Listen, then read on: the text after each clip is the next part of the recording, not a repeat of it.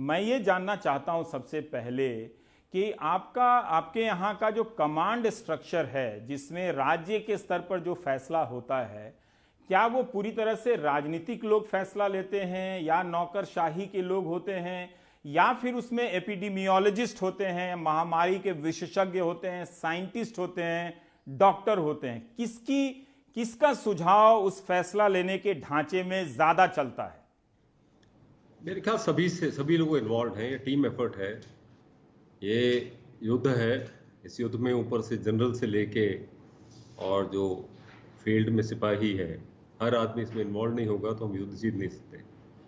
मेरे ख्याल से सबसे पहले तो टॉप पॉलिटिकल लीडरशिप है, उसके बाद हम लोग ऑफिसर्स आते हैं जो पॉलिसी लेवल डिसीजंस और कोऑर्डिनेशन का काम करते हैं, और फील्ड में लाखों लोग हैं जिनका जो फेसलेस हैं, पंचायत पे लोग हैं, वॉलंटियर्स हैं, हेल्थ वर्कर्स हैं, हमारे पुलिस वाले हैं, वो लोग भी सब इन्वॉल्व हैं। तो मेरे ख्याल से ये कहना बड़ा अनुचित होगा कि सिर्फ एक पर्टिकुलर ग्रुप का या एक पर्टिकुलर शंखा का इसमें योगदान है, ऐसा नहीं, सभी लोग इन्वॉल्व हैं। मैं एक प्रक्रिया के तहत जानना चाहता हूं, प्रक्रिया समझना चाहता हूं कि जो भी फैसला आपने लिया, आपने कहा फील्ड में लाखों लोग हैं, तो एक पुलिस का फैसला अलग हुआ, हेल्थ वर्कर का फैसला अलग हो सकता है, जो मजदूरों की राहत शिविर चला रहे हैं उनके बारे में फैसला अलग हो सकता है। तो इन लोगों को कम्युनिकेट आप कैसे करते हैं? कम्युनिकेट करने का सबसे पहला नजरिया तो ये है कि हमारे जो मुख्यमंत्री हैं वो हर रोज एक मीटिंग बुलाते हैं। मेरे ख्याल से शायद ही किसी राज्य में ऐसा होगा जहां मुख्यमंत्री हर एक ऑफिसर्स को, सीनियर लेवल ऑफिसर्स की मीटिंग रोज बुलाते हैं। हर रोज मीटिंग होती है। एक दूसरी मीटिंग जिसको क्राइसिस ग्रुप मैनेजमेंट होते हैं, उसकी मीटिंग चीफ सेक्रेटरी लेवल पे होती है, उसमें भी हम लोग इन्वॉल्व रहते हैं। तो उसमें क्राइसिस ग्रुप मैनेजमेंट के अंदर क्या है कि जो हम सबको इंडिविजुअली जो दायित्व दिए गए हैं, व्यक्तिगत रूप से दिए गए हैं, सरकारी रूप से दिए गए हैं, अभी स्टेट के अंदर 4 कंट्रोल रूम चल रहे हैं। सबसे पहला तो हेल्थ का कंट्रोल रूम है, जिसमें वो पेशेंट्स के बारे में, हेल्थ इक्विपमेंट्स को लेके, कॉन्टैक्ट ट्रेसिंग को लेके, और कहाँ किस हॉस्पिटल में क्या सिचुएशन है, ये डिस्ट्रिक्ट वाइज डाटा वो कलेक्ट करते हैं, उनसे कोऑर्डिनेट करते हैं, वो हेल्थ डिपार्टमेंट करता है। दूसरा एक कंट्रोल रूम जो है वो है कोविड वॉर रूम, जो इंटरस्टेट इश्यूज को देखता है। वहाँ पे जितने भी लोगों के कॉल्स आते हैं, कोई बॉर्डर पे फंसा हुआ है, कोई किसी स्टेट में फंसा हुआ है, माइग्रेंट लेबर्स हैं, उनके इश्यूज हैं, फूड सप्लाईज के इश्यूज हैं, ट्रेन्स आ रही हैं उनके इशू है, ट्रेन्स जा रही हैं उनके इशू है। तो इनको एक कोविड वॉर रूम है जो मल्टी डिपार्टमेंट्स का एक रूम है, जो कंट्रोल रूम 24 घंटे चलता है। तीसरा है स्टेट डिजास्टर मैनेजमेंट अथॉरिटी, जो सभी डिपार्टमेंट से डाटा कलेक्ट करके उनको प्रोजेक्ट करके हमको डिसीजन मेकिंग में हेल्प करता है। और एक चौथा जो हमने बनाया है वो है जिनको हम बोलते हैं अतिथि लेबरर्स, अतिथि तोड़लालिकल है, मलयाली में तोड़लालिकल बोलते हैं इनको, मतलब अतिथि मेहमान है हमारे। उनकी बहुत बड़ी संख्या है, करीब 5 लाख है और 4 लाख लोगों को हम खाना खिला रहे हैं अभी, करीब 20,000 कैंप्स में। तो उनको उनकी भाषा समझने के लिए, उनसे कोऑर्डिनेट करने के लिए, उनके स्पेशल रिक्वायरमेंट्स, मेडिकल रिक्वायरमेंट्स को देखने के लिए हमने अलग से एक चौथा, इन चारों को कोऑर्डिनेशन करने का काम और अलग अलग डिपार्टमेंट कोऑर्डिनेशन करने का पूरा जिम्मेदारी मेरे को दी गई है। और ये सब चीज़ें हम लोग चीफ सेक्रेटरी लेवल पे क्राइसिस मैनेजमेंट ग्रुप में हर रोज चर्चा करते हैं, और फिर हम चीफ मिनिस्टर को ब्रीफ करते हैं। Chief minister, disaster management authority के जो रेवेन्यू डिपार्टमेंट डिजास्टर मैनेजमेंट के जो मिनिस्टर हैं वो, हेल्थ मिनिस्टर और चीफ सेक्रेटरी, ये हम सब के साथ रोजाना मीटिंग करते हैं 3 बजे के आसपास, और उसके बाद जो है वो 5 बजे वो प्रेस कॉन्फ्रेंस में जो डिसीजंस होते हैं और उसका तो वो कम्युनिकेट तुरंत हो जाता है। मैं ये जानना चाहता हूं कि आप डेटा दे रहे हैं कि 28,000 से कुछ अधिक लोगों की कॉन्टैक्ट ट्रेसिंग हो रही है, तो इसमें टेक्नोलॉजी का कैसे इस्तेमाल है? क्या केंद्र ने जो आरोग्य सेतु बनाया है, इस तरह का कोई आप इस्तेमाल कर रहे हैं, या आपके कॉन्टैक्ट ट्रेसिंग में आरोग्य सेतु को आप कोई फायदे के रूप में देखते हैं, या अपना जो आपने टेक्नोलॉजिकल तरीका मॉडल बनाया है वो क्या है? हमारा कॉन्टैक्ट ट्रेसिंग बहुत पहले शुरू हो गया था। रवि जी, मैं आपसे बताना चाहता हूं कि हिंदुस्तान में सबसे पहला केस 30 जनवरी को केरला में आया और वुहान से लौटी हुई एक स्टूडेंट है वो पॉजिटिव पाई गई। ये पहला केस था पूरे हिंदुस्तान में। और फॉर्चुनेटली केरल के इस राज्य में हमारे पास निपा का एक्सपीरियंस था। उस समय हम लोगों ने कॉन्टैक्ट ट्रेसिंग की एक प्रथा शुरू करी थी और उस समय पता था कि कैसे प्राइमरी या सेकेंडरी कॉन्टैक्ट्स, अगर ये डिसीज कोई भी स्प्रेड होती है तो उसमें कैसे इनको आइसोलेट किया जाए, कैसे उनको क्वारंटीन किया जाए, कैसे उनको मॉनिटर किया जाए और कैसे उनका उपचार किया जाए। ये निपा के टाइम पे हमने बड़ा सक्सेसफुली किया था। निपा की एक और खासियत थी कि उसके अंदर मोर्टेलिटी बहुत ज़्यादा हाई है। अगर ये स्प्रेड होता तो पता नहीं क्या उसकी हालत होती। फॉर्चुनेटली हम लोग कंट्रोल कर पाए, वो एक्सपीरियंस हमारे पास था। दूसरी एक चीज़ और मैं रवीश साहब से कहना चाहता हूँ वो ये कि मैं इस राज्य में स्वास्थ्य सचिव था 2005 से 2009, 4 साल।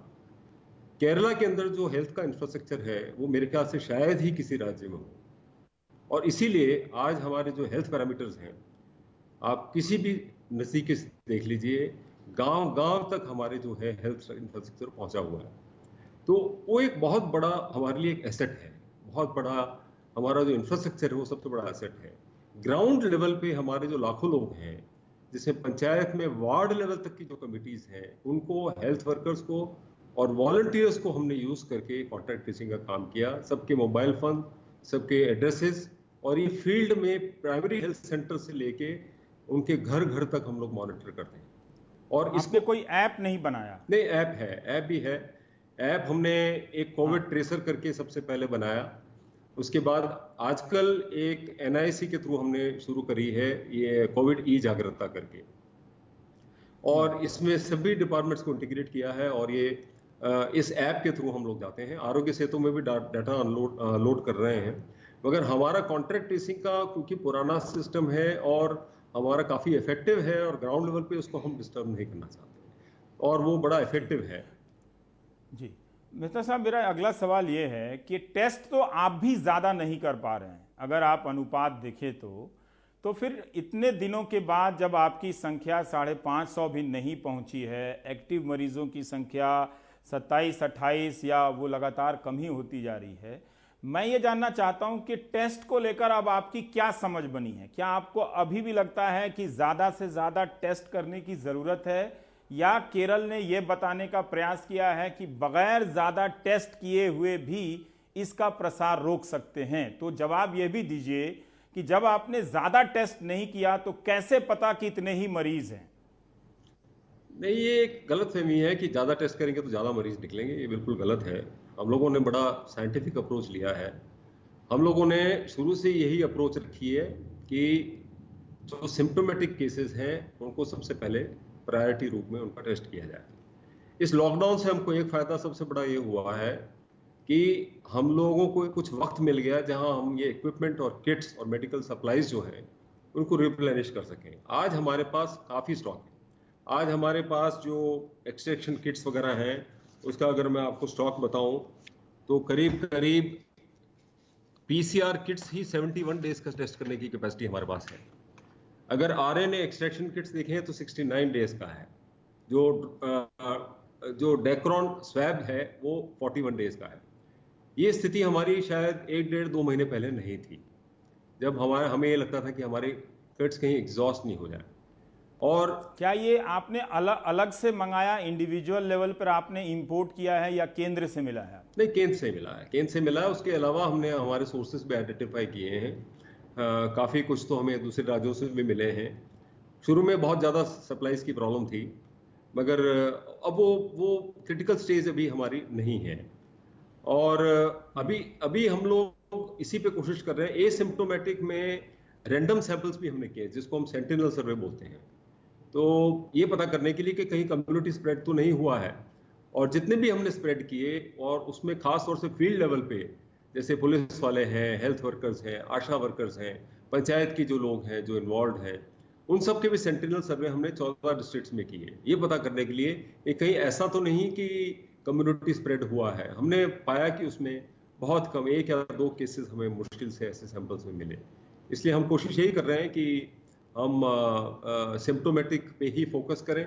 और क्योंकि हमारा सर्वेलेंस बहुत स्ट्रांग है, और यहाँ तक हम लोग देखते हैं कि एक घर में से अगर एक आदमी बाहर निकलता है तो उसके पड़ोस वाले ही हमें अलर्ट कर देते हैं, then he can from home quarantine उसको हम शिफ्ट करके इंस्टीट्यूशनल क्वारंटाइन में ले जाते हैं। तो कम्युनिटी का जो पीयर प्रेशर है यहाँ पे वो इतना ज्यादा है कि लोग और हेल्थ अवेयरनेस है, पढ़े लिखे लोग हैं तो उसको फॉलो करते हैं, ये हमने देखा।